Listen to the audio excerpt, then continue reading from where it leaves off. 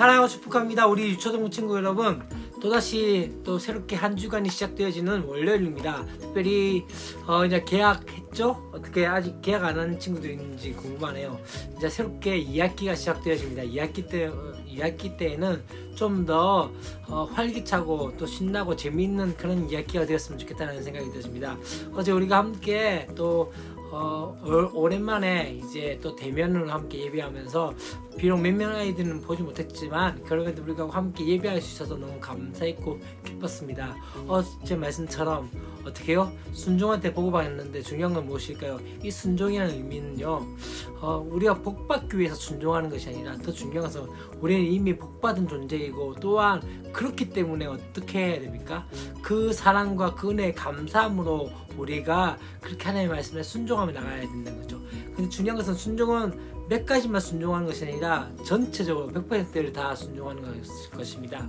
그렇기 때문에 오늘 우리가 또 묵상할 텐데 이 묵상들 또한 여러분들 삶을 좀 헌신할 수 있는, 하나님께 말씀에 순종할 수 있는 그런 은혜가 있었으면 좋겠습니다. 오늘 우리가 함께 볼 말씀은 로마서 7장 13절부터 20절까지 말씀입니다.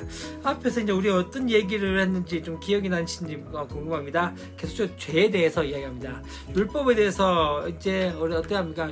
율법에서 우리는 이미 이제 어떻게 되어졌다면요, 율법과 함께하는 존재가 아니라, 율법이 우리를 이제 어떻게 할 수 있는 존재가 아니라 우리는 율법에 대해서는 죽은 자이고 하나님께 대해서 산 자이기 때문에, 의에 대해서 산 자이기 때문에 이제 의의 종으로 살아야 된다고 이야기했습니다. 그래서 중요한 것은요, 여기서 이제 우리 가운데 하나의 딜레마가 있기 시작합니다. 아마 바울도 그랬던 것 같습니다. 바울이 그렇기 때문에 어떤 이야기를 합니까? 지금 그 이야기를 하고 있는 거죠.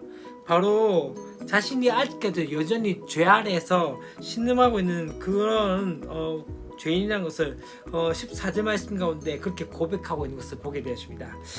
영으로는 분명한 것은 선한 것을 깨달았습니다.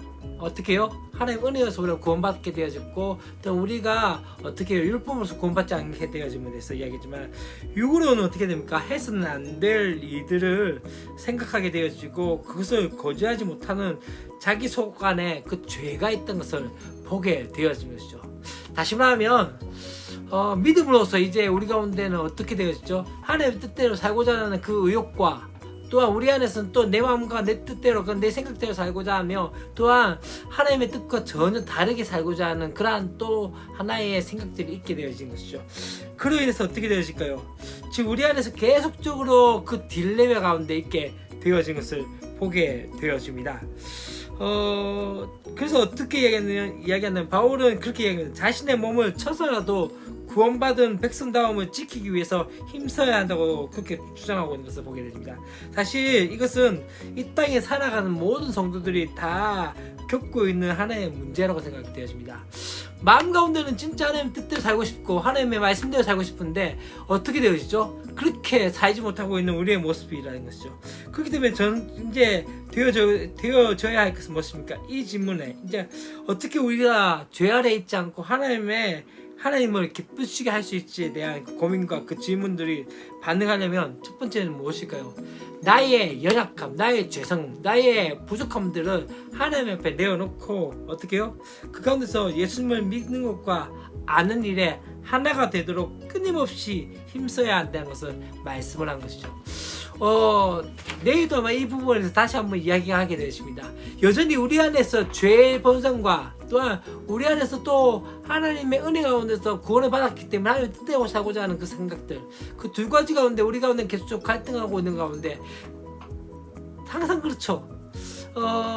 하나님 뜻대로 살고자 하지만 또다시 난 죄를 짓고 있는 그 모습, 그렇기 때문에 또다시 무너질 수밖에 없는 우리의 모습, 이게 바울 또한 그렇게 되어졌다는 것을 말씀하고 있죠.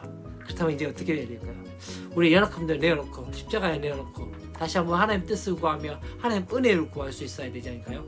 아마 이제 내일 다시 한번 그 말씀하게 되고 또 그 다음날 8장에서 이제 그 해답에 대해서 말씀을 하게 되어질 것 같습니다. 그때까지 우리 다시 한번 이 말씀을 묵상하면서 나의 연약한 부분들이 무엇이고 나의 죄성들이 무엇이고 내 가운데 있는 나의 하나님을 기쁘시게 하지 못하게 하는 것들이 무엇인지를 한번 묵상하면서 하나님 그 가운데서 이길 수 있는 힘과 능력을 달라고 기도할 수 있는 저와 여러분 됐으면 좋겠습니다. 자, 축복합니다. 내일도 우리 함께 뵙도록 하겠습니다. 안녕.